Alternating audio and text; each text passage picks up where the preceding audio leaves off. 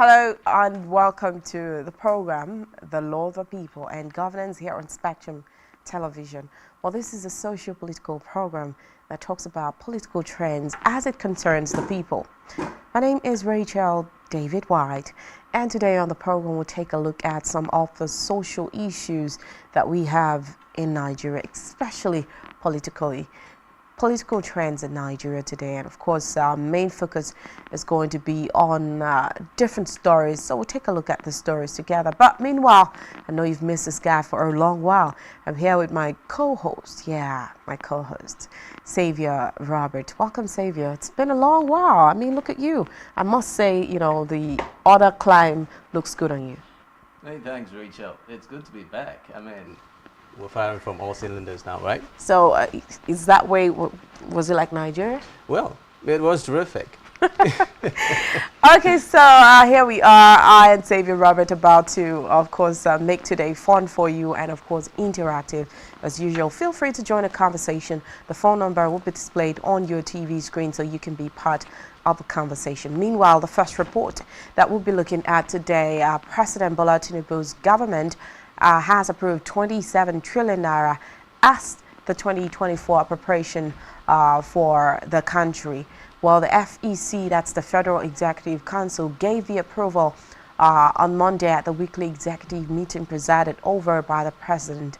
And the 2024 appropriation would be the first yearly budget to be presented by President Bola Tinubu a few weeks after he presented the 2023 supplementary budget before the National Assembly. While the 2023 supplementary budget worth 2.17 trillion naira was passed by the Senate after the report of the harmonized sittings of the Senate and, of course, as well as the House of Representatives. It was submitted by Senator Solomon Adeola, popularly known as Yayi, the chairman of the Appropriations Committee, amid huge debt profile. Well, of course, let's take a look at something else away from that. Let's get to Rivers State. The reports we're having from Rivers is that the Ijaw group has urged the former governor of Rivers State, Wike, to make peace with the current governor, Siminalayi Fubara. The Ijaw National Congress worldwide urged Rivers State's immediate past governor, Nyesom Wike, to make peace with Governor Siminalayi Fubara for peace and prosperity. The group, which expressed its discontent with the state's political problems, particularly between Fubara and his predecessor, stated that it would always be on the side of truth and good administration. This was said in a statement released by the group's president, Professor Benjamin Okaba, and made available to newsmen in Akure, Ondo State on Sunday. In the statement, the group commended the people of Rivers State for standing up to the alleged planned impeachment of Fubara and encouraged Wike not to destabilize the state's existing administration. I feel the advice should go to both quarters. Of Rachel. course, to make it balanced. Well, moving away from that to Ogun State, Dapo Abiodun, the governor, says the issues between himself and his predecessor, Ibikunle Amosun, is personal. Well, during a televised interview on Sunday, Abiodun stated that reconciliation between himself and Amosun is a private affair and may not significantly impact on the socio-economic development of Ogun State or the country as a whole. Now, when asked if he has been able to reconcile with the former governor, that's where he said he believes those issues are personal issues, and he says he's not sure whether reconciliation between him and his predecessor, has anything to do with the socio-economic development of Ogun State or the country at large. We're talking about that. I mean, yesterday I asked the question, why does it, you know, it happens often. I want to put in the words of Fubara, why does it father and son quarrel, you know, the predecessor and the current administration? You get to see godfatherism.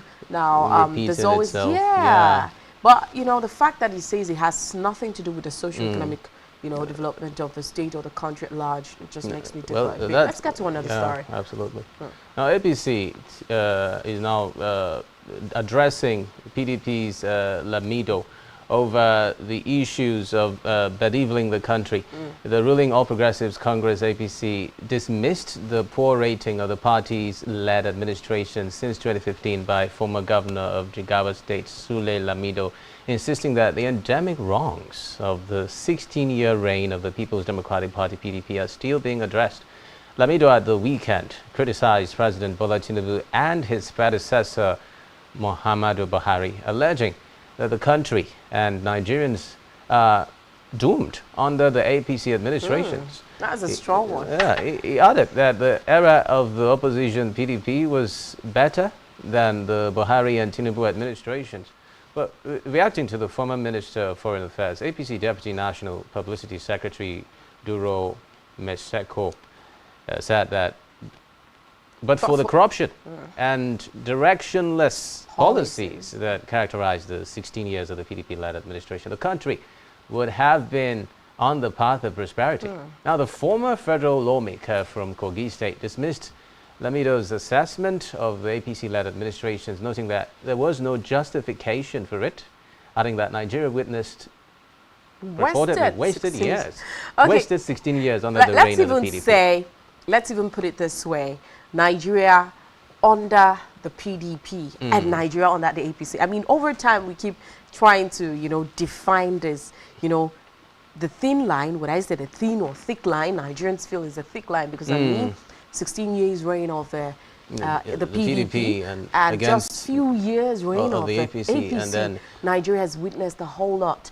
Now, so let's even put it this way. Do Nigerians, or let me ask the people, do you accept to the fact that, the 16 years reign of the PDP was better, far better than, the few years that APC has actually reigned? I mean, sometimes I try to put it in perspective, Rachel. What if a poll was made?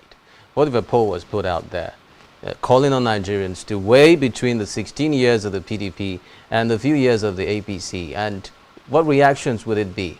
Which one would the people toe? Which lines would the people toe in terms of comparing the realities on ground between the PDP-led administrations of those 16 years and the APC? Who knows? I think we'll just leave that for Nigerians to decide. But moving away from that right now, the appeal court sitting in Lagos State has affirmed Governor Siminalayi Fubara of the People's Democratic Party as the duly elected governor of Rivers State. And we're talking about that. The court dismissed the petition filed by the governorship candidate of the All Progressives Congress in Rivers State, Patrick Toye Cole, against the governor and the Independent National Electoral Commission, INEC. The court affirmed the verdict of the tribunal, which had the October upheld Fubara's electoral victory. Now, according to the court, the APC that sponsored Cole had withdrawn the petition against Fubara's victory. So Cole, who came in person to the court, had petitioned the court to declare him the rightful winner of the election, alleging irregularities and misconduct in the electoral process. And of course, still talking about tribunal issues, the Court of Appeals sitting in Abuja has sacked the Deputy Speaker of the Bauchi State House of Assembly, Jamilu Umaru Dahiru Barade of the People's Democratic Party, PDP. The three-man panel of justices in its judgment yesterday nullified the judgment of the Bauchi State House of Assembly Election Petitions Tribunal, which had initially confirmed Barade as the duly elected representative for Bauchi Central State Constituency, and consequently, the panel ordered a rerun elections in some polling units in the constituency, where the appellant Aliyu Abdullahi Ilela of the All Progressives Congress alleged over voting.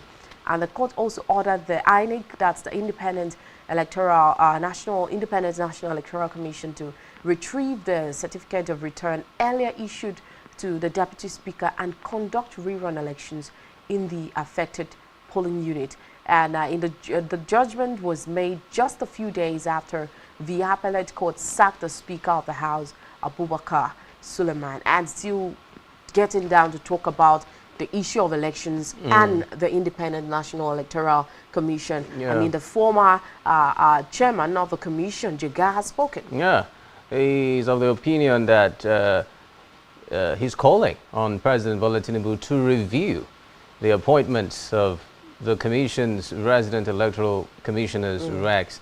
Tahiru Jega said Tinubu should review their appointments due to concerns that some of the RECs are partisan. Yeah. Now, about a month ago, Tinubu had nominated 10 resident electoral commissioners, with the Senate confirming their appointments. However, some of the RECs have been accused of being involved in partisan politics.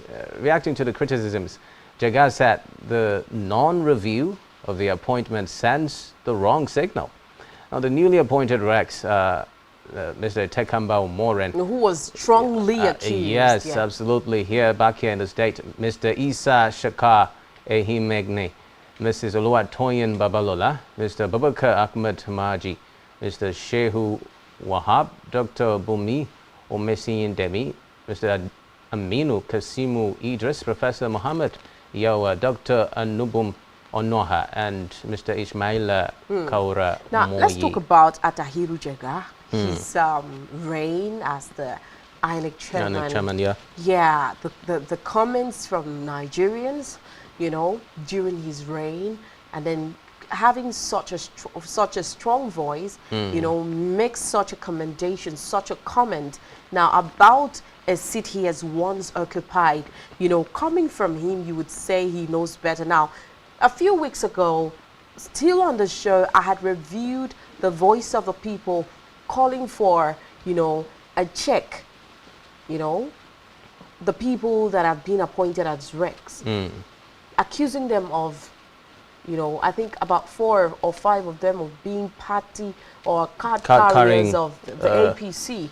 Now, members. At that point, how effective would their judgments be? These are people that are made to be independent, non-partisan, you know, politically, politically affiliated in any way. And then it's also coming in the wake of, you know, so many concerns about the independency of INEC. This is a body that has been accused of irregularities, accused of, you know, being politically, you know, biased and all of that. The favoritism. And then we are still having them, you know, appoint RECs that are partisan, accused of being politically affiliated. Now, it now takes the question to what is the responsibility of the Senate? Well, now, what are the probing? What are the investigations? What do you do before the measures put in place to ensure that these people are properly screened? Yeah, screened before being confirmed. So the president appoints. Oh, because it's the president's appointees. Do we just? I know during the ministerial nominations we had seen some persons who didn't make it. Example was Nasir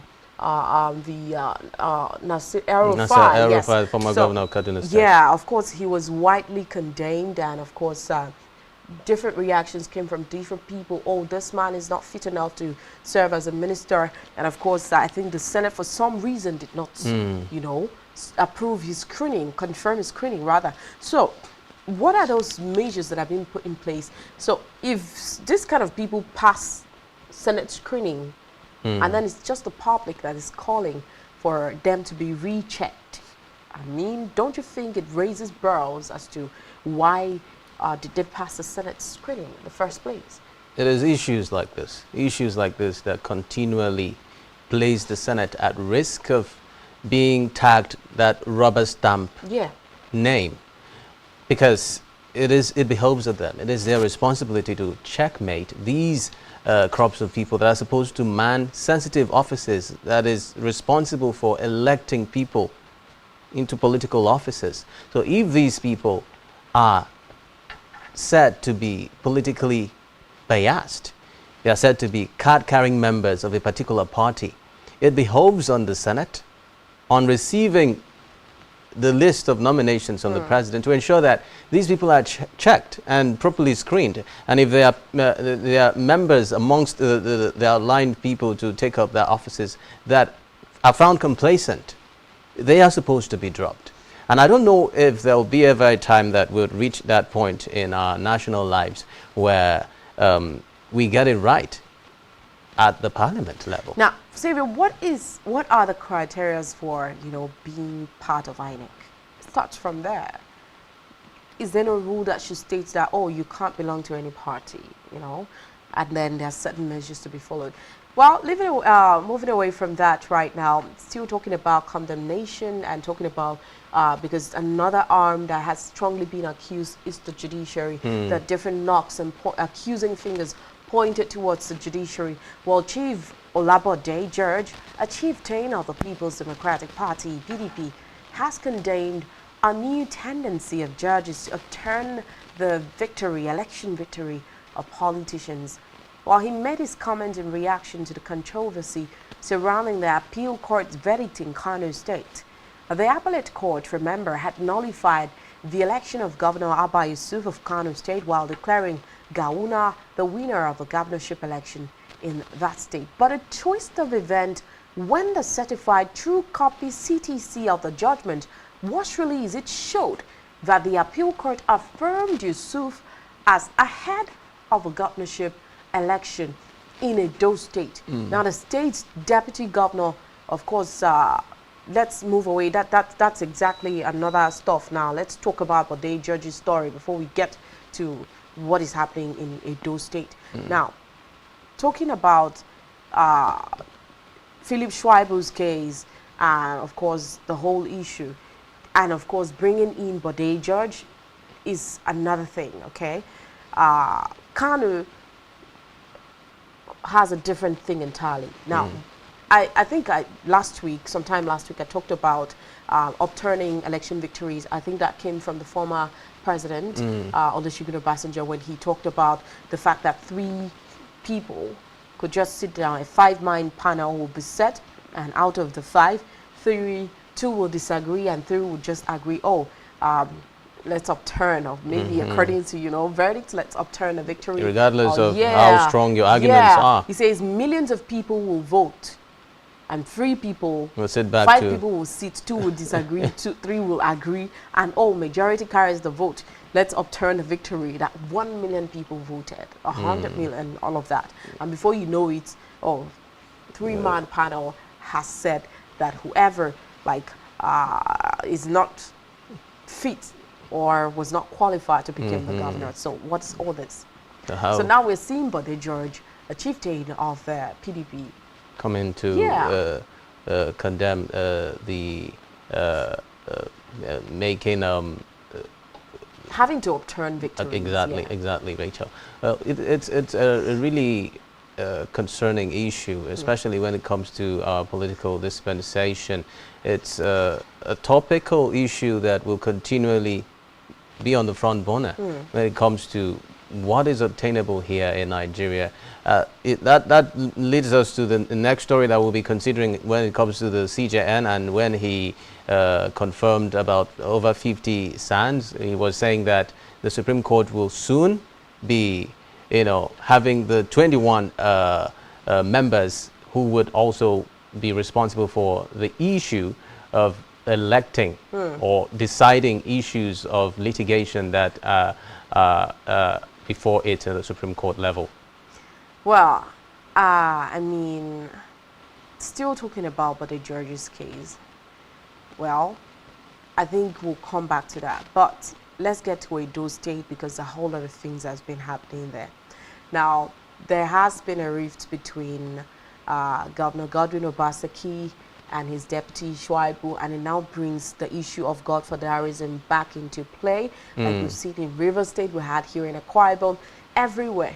Yeah. Now, there have been, there was a feud between Governor Obaseki and, of course, Philip Schwaibu, which looked like it was solved. But ahead of the governorship election in Edo State, the state's deputy governor, Philip Schwaibu, of course, already he declared his intention, despite the fact that the center in which he was supposed to, hold an event to declare his intention. As you saw, of course, at that same time, the hotel says, the governor, and of course, the governor is in charge. And the governor is the chief security officer. So what are the odds that Shuaibu's declaration coincided with the event, whatever event that the governor has, why did you even agree in the first place? To give him that venue? Did you know? So all of a sudden, you know, things like that. Well, talking about that, you know, it now made me ask a question which I asked yesterday.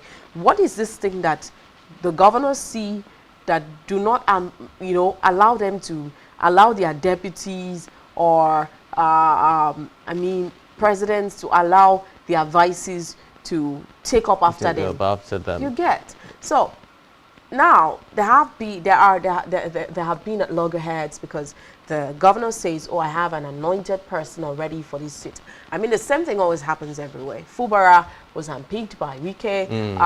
Here in Akwa Ibom State, Pastor Omoina was unpicked by the former governor, Udomimano. And of course, Obaseki in Edo State has unpicked and anointed a person. Now, Shuaibu has vowed to defeat Obaseki's anointed candidate because he has the backing of the people of the state, and I think that's the most important thing. Well, he spoke while appearing on a televised interview yesterday evening. Well, there are strong indications that members of the, of course, that's away from here, but let's talk about Edo before we get to Ondo now. What is what are the chances that power of incumbency will not come to play? Now, this is the governor's anointed candidate. And of course, politics is where, in Nigeria, people's interest, where the governor goes, that's where the people goes. I'm still linking us back to the former President Olusegun Obasanjo, because he made a statement sometime last week. He says during his time, he refused to, you know, buy into the term Nigerian factor. What is the Nigerian factor? He say before they had a local government, you know, election in his state, Osun State, and of course, as a then he was asked to pay, you know, bribe the police and the INEC officials, which he refused. And when he refused, he discovered that they lost the elections. So when they lost the elections, he now says, what's the Nigerian factor thing? And then he discovered that, oh, he needed to bribe them. So the fact that there is power of incumbency, the governor has already anointed somebody. What is the chance that his deputy, who is on his own, can actually win? Now, away from that, there are strong indications in Ondo State that Ayedatiwa may likely be appointed acting governor due to the fact that, of course, Governor Akeredolu's health, I must say, yeah, okay, so the State House of Assembly there may declare Governor Rotimi Akeredolu's deputy, Lucky Ayedatiwa, as the acting governor. Well, it was said that it could be today. Now, this is according to a source in the Assembly who confirmed that lawmakers will be taking a decision on Governor Akeredolu's continuous absence due to his ill health on Tuesday, today, November 28, 2023. And this, according to the lawmakers, was part of the agreement reached between them and President Bola Tinubu during their meeting last Friday. Well, according to them, it says the House plans to sit today and Ayedatiwa may be declared acting governor during the sitting, and this is part of the outcome of the meeting with President. When contacted on the matter, the Speaker of the House, Olamide Oladiji, said he was at a meeting. As of the time of filing this report, there was no information from the Speaker. Now, don't forget that President Tinubu had met with the leadership of the Assembly and the leadership of the ruling All Progressives Congress, APC, and Ondo in a bid to resolve the long-drawn political crisis in the state. Now, what does the law say about a governor being absent from a seat or a president, and for how long? So that's another thing we take into consideration. Let's just look at what the CJN has to say so we can go on a short break, and of course we come back with our guests as usual. Absolutely. Now, talking about that. Yeah, the Chief Justice of Nigeria, CJN Justice Olukayode Ariwola, on Monday revealed that the Supreme Court will, for the first time in its history, get the constitutionally prescribed 21 justices any moment from now. Wow. In his words, the development, he said, is to rescue the apex court from the gale of retirements that hit it, which for the first time brought the number of justices to an all-time low of just 10 justices, which is similar to what we were saying, Rachel, earlier about 5-member panels deciding where the fate two disagree and 3 yes. agree. In the words of the former president, Olusegun Obasanjo. So Justice Ariwola made this known on the occasion of the commencement of the 2023-2024 legal year of the court and the inauguration of 58 new senior advocates of Nigeria SANs held at the Supreme Court complex. The CJN explained that the struggle to have 21 justices on the Supreme Court bench as required by law was kick-started by his predecessor, but that the effort was unsuccessful before he left office. However, upon his assumption of office on the 27th day of June last year, he said he immediately got down to work on the struggle because of its urgent and immediate need in particular. He spoke on the fate that has befallen the judiciary, adding that the courts should be trusted at home and abroad for the high level of respect for the rule of law and the institutional and personal independence of the judiciary.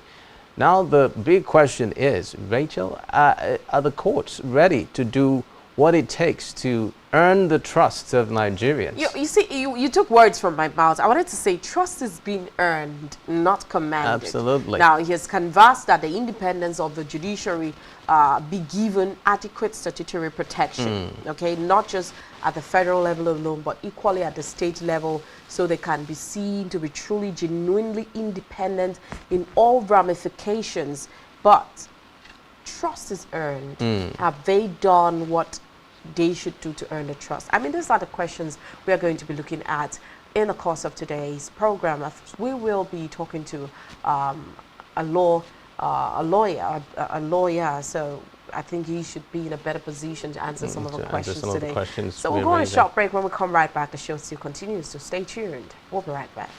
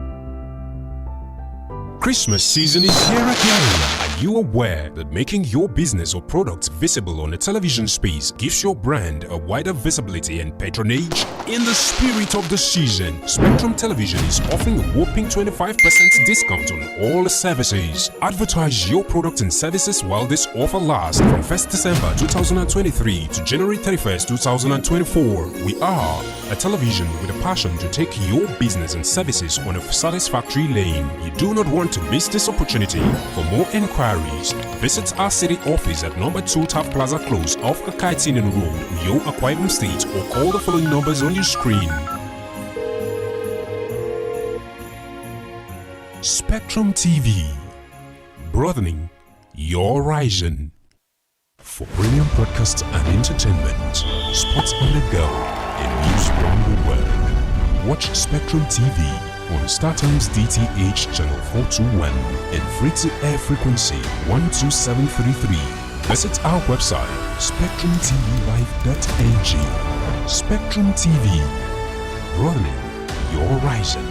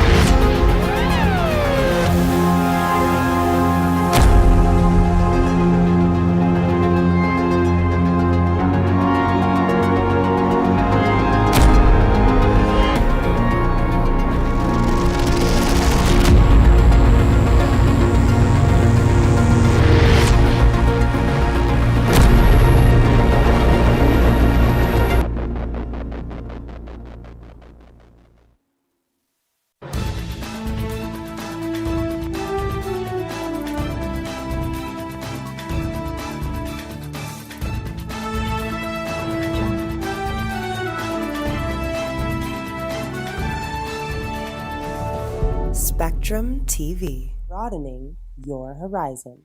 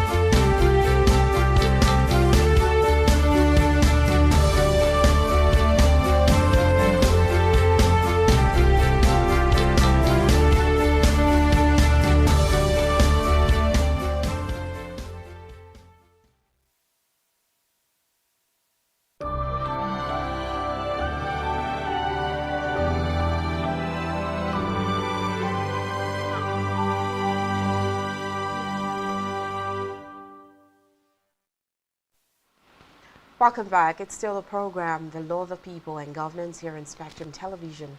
I told you already we'll be joined by our guest in the person of Barrister Ikemni Ojim. He is, of course, a learned colleague, not of mine. Okay, so I'm back here still with Xavier Robert. Xavier. Yes, Rachel. I think it's best we just delve into the issues. Okay.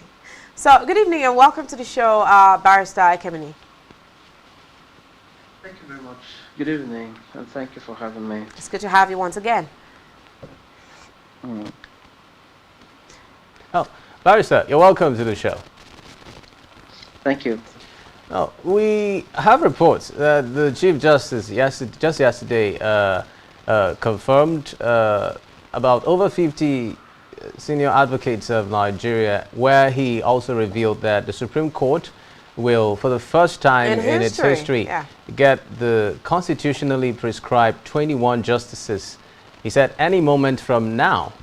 Now, we would like to understand the imports of these 21 justices that the CJN spoke about. How effective would it be to our justice delivery system? And of what help or what good, of what advantage would this be to the Nigerian judiciary?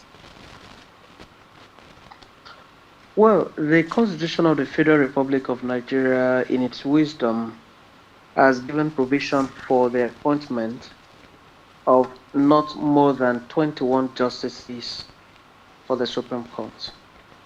That is because the Constitution recognizes the fact that the Supreme Court is the apex court in the land, and it is a court that has the unusual responsibility of having to address all cases from all over Nigeria. And that is the reason why the Constitution did say that the Supreme Court should not be should be made of not more than 21 justices at a time. But for some time, a very long time now, Nigeria has not been able to appoint up to 21 that has already been given by the Constitution. And we have seen recently that justices retire. Once you are set old, you are constitutionally expected to retire. So a lot of them have retired in recent time to the extent that we now have 10 justices remaining out of the constitutionally recognized 21. 21. And therefore, that's the reason. Yes, that's what the Constitution recognizes. So that's the reason why it has become expedient for more hands to be appointed and then sworn in to join the justice to all manner of persons, in Nigeria. So it's a call that ought to have been done long ago. Nigeria shouldn't wait until we end before we now start scrambling to see how we can get new hands to join. There should be a situation where once someone retires, another person replaces him. So few months before the retirement of someone in the Supreme Court, there should be a machinery in place to get another person to be on standby and then replace him, because justice cannot wait. Okay, justice cannot wait. It's an everyday thing. And there are people's rights that are being affected every day, and these people, they need decisions of courts of law, and therefore Nigeria shouldn't wait until the number is depleted to 10 before we now rush to bring in more hands on board. In that rush, we may bring the hands that shouldn't be there. Okay. So, but it's a good decision to appoint more hands to the Supreme. Okay, Barrister, I mean, I'm following your words. Can you hear me? I'm with you. Okay, yeah. So what you said, for some reasons they have been unable to, appoint justices that should take over some positions immediately after, the ones that are due have retired. Now, what do you think was the reason for them not being able to have people already? I mean, don't we have qualified hands that should be ready? Of course, once this one's retire, we already have people. 21 and we are having 10. That's, I mean, we still need like 11 more to add to the 10. So what do you say, or what would you say, what's the reason? Is it lack of qualified personnel?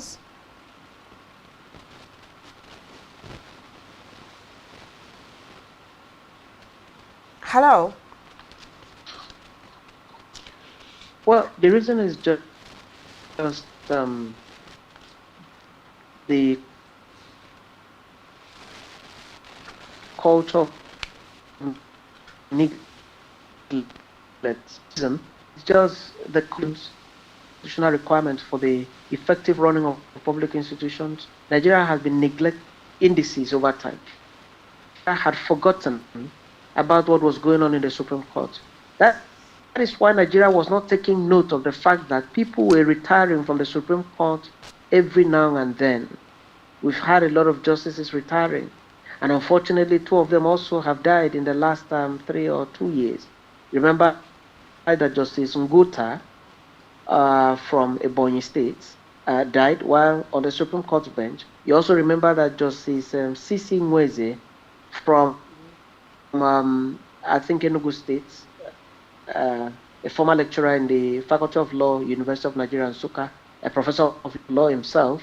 He also died, I think, this year while on the Supreme Court bench. So Nigeria has failed to keep track about this. The Nigerian Judicial Council, representing Nigeria as a country, has failed to keep track of what the people are being appointed, nominated, sent to the NJC, then forwarded to the President of the Federal Republic of Nigeria for recommendation, to the National Assembly for them to be screened and then sworn into the Supreme Court bench. It doesn't happen in many other countries that you stay and the number of justices in the Supreme Court depletes and nothing is being done until the last moment. We now have a crash way of bringing 11 people at the same time. It shouldn't have been so. We should have a culture of succession in Nigeria. So it's just a culture of neglect of public institutions, the well-being, the workings of those institutions, which has been endemic in Nigeria. And this is something that is happening in many other institutions in the country, not only the judiciary.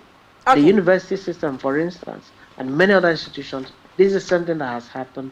We neglect a lot in this country, but I think for us to move forward as a people, we need to be mindful and interested in what is going on. When somebody retires, we should be thinking of how to get him replaced immediately. Okay, one last question on this issue. Now, the CJN has also conversed that the independence of the judiciary must be given adequate statutory protection. Now, not just at the federal level alone, but equally at the state level, so they could be seen to be truly and genuinely independent in all ramifications. Now, what has this got to do with the fact that, I mean, so many Nigerians have lost trust in the judiciary?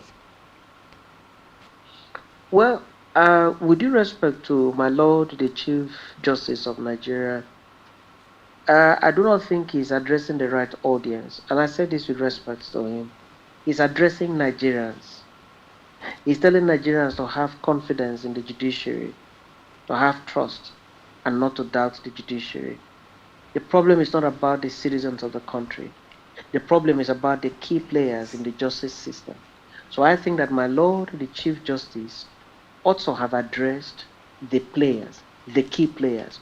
Who are the key players? The judicial officers in this country, the clerks of courts, the messengers of courts who refuse to go and deliver messages and then go back to the court and say that it's been delivered, the clerks of courts that juggle things, and all manner of people that are in the justice sector. I think these are the people that the Chief Justice of Nigeria should have a conference with and address them. Addressing the Nigerian populace, for me, is addressing the wrong audience. What does the woman in Urakban and them do to impede justice? What does the woman at Plaza, what does the man that is riding his keke do to impede justice? So it's not about the populace of Nigeria. It's not about compelling the populace of Nigeria to respect.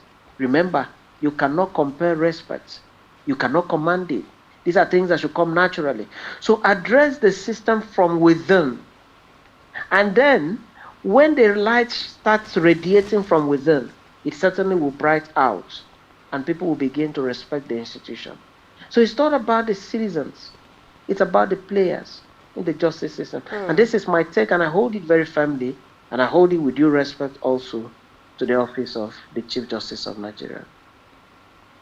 Okay, well, just one last question before we wrap it up for today. I mean, going to Ondo State, the Ondo State House of Assembly made today, I don't know if it has happened, but according to report, it was supposed to happen today. The fact that Ayedetiwa, Akeredolu's deputy, was supposed to take over as acting governor due to the ill health of Governor Akeredolu. Now, I want to know what the Constitution says. How long does, can a governor, be absent from seat, and how long does it take before the state has an acting governor? Well, the Osun State matter is a very pathetic one. Ondo State, rather. Sorry, Ondo State. Yeah. Ondo State, where Akeredolu is the governor. We call him Aketsi. You know, the Ondo State governor is a lawyer, a senior lawyer, and we've met severally at public functions organized by the bar, and he's a serious barman. The last bar function during the administration of the immediate past president of the bar, the function was held here at the Meridian Hotel in Uyo, and Akete was there. He was there live and direct. So he's a barman that we respect so much. His illness is very unfortunate. But be that as it may, illness is part of human existence. And we shouldn't make it look as if this is the first time that the leader of a government is ill. What happens? You do the honorable thing. You hand over to your deputy once you see that your body needs medical attention. You honorably hand over to your deputy to take charge in your absence. So you don't even wait to be told. I do not know the problem that we have in this country. Remember the struggle between Yaradua and Jonathan. Yaradua had to be repackaged from West Biden in Germany, taken to Saudi Arabia, and then brought back to Nigeria at night. And the plane, the lights in Abuja airport had to be shut for the president to arrive at night and then package him to Aso Rock Villa, even when the man's body could not carry. I think we should have a culture in this country where leaders will accept the truth and say, I did not want to be sick, but unfortunately I'm sick. I hand over to my deputy. Once I feel fine, I come back to the office. That deputy is not going to be called governor. He will be called acting governor. So that means that your position as governor is intact. Nothing has happened to it. And therefore, if this is done, then the kind of struggle that I'm seeing in Ondo State, I think wouldn't have been there. Like I have said, it is very pathetic what has happened to the governor. I pray that God should give him healing, and I pray that the situation in Ondo should be settled as amicably as possible without any rancor whatsoever. All right, thank you so much. You know, at your last speech, I felt like clapping for you right here from the studio. I mean, well said. Thank you so much, Barrister Ikemenudum. It's been a good time with you on the show. Thank you. Always my pleasure. All right, back to the studio. Xavier, I must say at this point, we're running out of time. We'll have to wrap it up. You know, talking about the fact that we have this kind of experience before in the case of the former president, or blessed memory, Yaradua, and of course Jonathan, where he was actually, you know, he became the president. And I mean, we shouldn't be having this. If the Constitution says this, then this is what should happen. I feel basically the leaders who encounter these challenges with their health. I think there's so much love for power and position. From the power, yes, they feel they are at risk. Once they leave the office, there is no chances of returning. The fear of being impeached, the fear of the seat being usurped. What is that thing? I mean, why do you choose a deputy you can't even trust? You can't trust. Because at the end of the day, we see that you can't even handpick and anoint your deputy to continue your journey when you shared the same vision with him. Let's leave that for another day. Thank you so much, viewers. It's been a great show today. It's been a program below the people and governance, and catch you again tomorrow on this same show tomorrow. Thank you, Xavier Robert. Thanks, Rachel, and catch your viewers tomorrow. Don't forget to follow us on social media and subscribe to our YouTube channel, all of which you can find on our website, SpectrumTVLive.ng. My name is Rachel. David Y. I'm Xavier Robert. Good night.